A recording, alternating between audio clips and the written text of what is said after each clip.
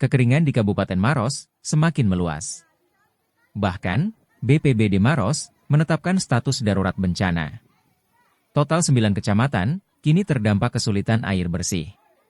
Hal ini disampaikan Kepala BPBD Maros, Towadeng, Rabu 9 Oktober 2024. Towadeng merinci 9 kecamatan tersebut, yakni Bontoa, Lau, Maros Baru, Marusu, Mandai, Tanralili, Simbang, Turikale dan Banti Murung. Ia menjelaskan total 45.000 jiwa dari 4.000 kartu keluarga yang ikut terdampak. Penyaluran air pun sempat terhenti, akibat kehabisan anggaran tahunan senilai 30 juta rupiah. Ia menyebutkan total air bersih yang disalurkan mencapai 200 tangki. Beberapa organisasi juga turut membantu penyaluran. Pasca ditetapkannya status darurat bencana, pihaknya pun tengah berusaha untuk mencairkan biaya tak terduga, BTT, senilai 100 juta rupiah.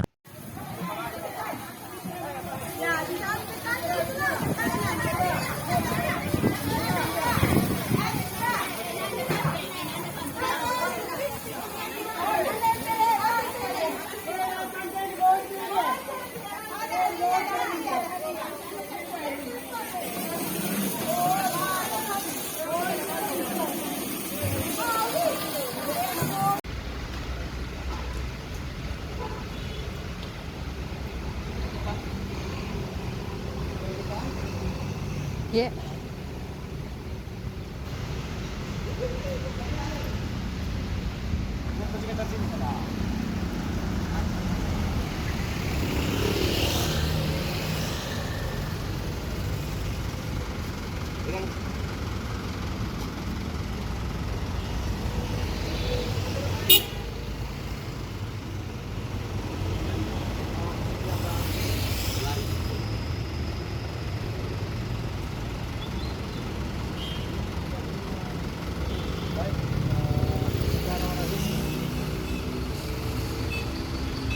Assalamualaikum warahmatullahi wabarakatuh. Waalaikumsalam. Selamat siang. Pak tadi hari ini insya Allah kita akan melaksanakan pelepasan perdana penyaluran air bersih kepada masyarakat terdampak khususnya di Kecamatan Bontoa. Hari ini kita laksanakan pada jam 12:33. Insya Allah akan kita salurkan pada 2 titik dan ini merupakan tahap awal dan insya Allah akan kita laksanakan secara besar-besaran nanti insya Allah itu di hari Rabu dan akan dilepas langsung ke Bapak Bupati dan Ketua Bupati sambil menunggu persiapan lebih lanjut dan saya harapkan berkoordinasi dengan beberapa pihak yang akan berkontribusi tentunya. Namun hari ini saya berharap sekaligus melakukan pemetaan terhadap daerah-daerah memang membutuhkan secara persegera pendistribusian air bersih. Untuk teman-teman yang bertugas, selamat melaksanakan tugas dan tetap hati-hati. Prioritaskan memang yang sangat dibutuhkan.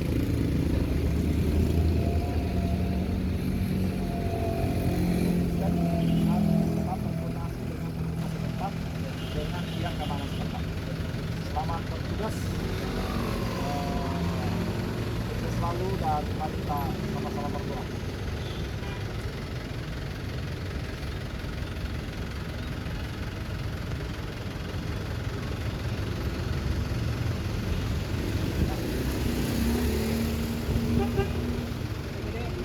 Tangguh!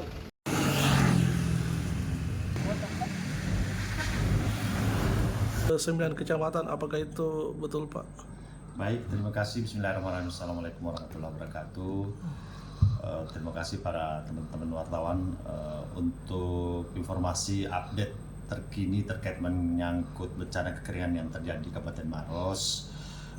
Kami saat ini dapat melaporkan bahwa kekeringan di Kabupaten Maros yang masih berlanjut saat ini sudah meluas, semakin meluas. Yang awalnya seperti informasi sebelumnya kami sampaikan hanya 4 kecamatan meluas menjadi 7 kecamatan. Sekarang lebih meluas lagi, terdampak sampai 9 kecamatan.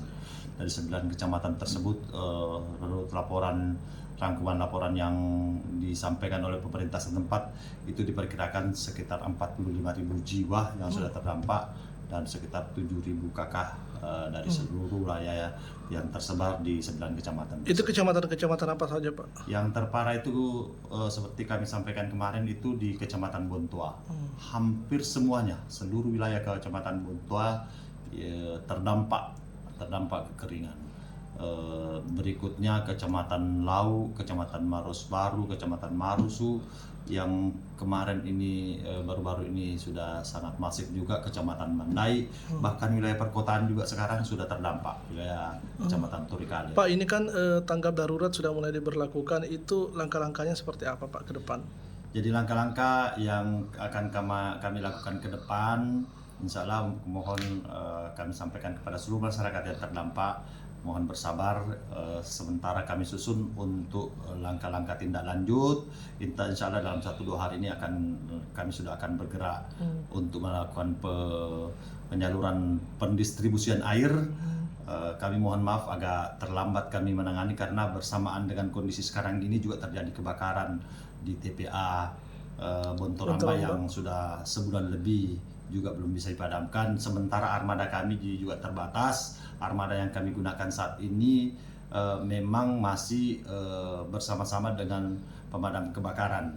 Jadi kami melakukan pengaturan pendistribusian air itu tetap harus kita juga memperhatikan kondisi dan persiapan kesiagaan bencana kebakaran yang dapat terjadi. Insya Allah juga kami akan berkoordinasi dengan beberapa pihak untuk mohon bantuan armada, termasuk BPBD Provinsi Sulawesi Selatan yang tahun lalu juga kami mendapat bantuan peminjaman armada.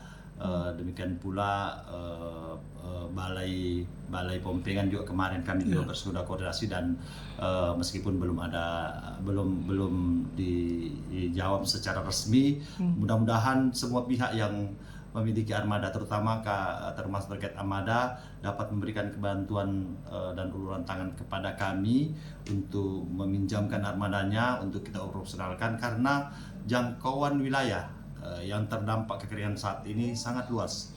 9 kecamatan itu bisa dibayangkan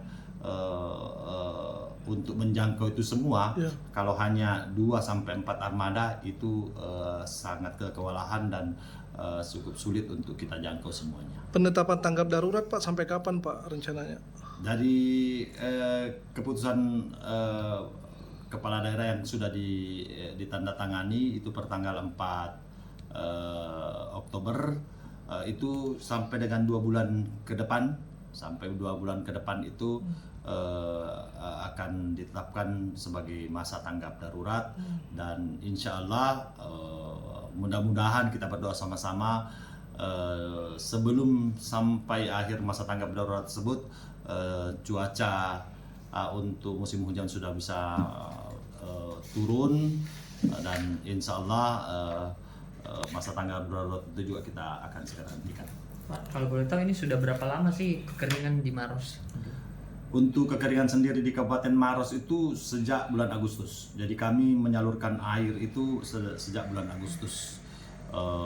Sudah ratusan tangki air bersih kami salurkan, baik yang bersumber dari anggaran APBD, bantuan dari berbagai pihak seperti Pertamina, Bandar Udara Sultan Hasanuddin,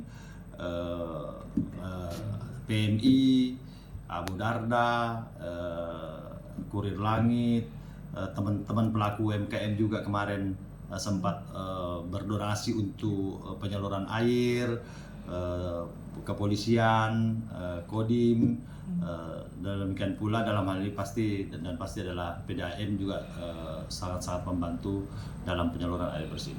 Download Tribun X sekarang. Menghadirkan lokal menjadi Indonesia.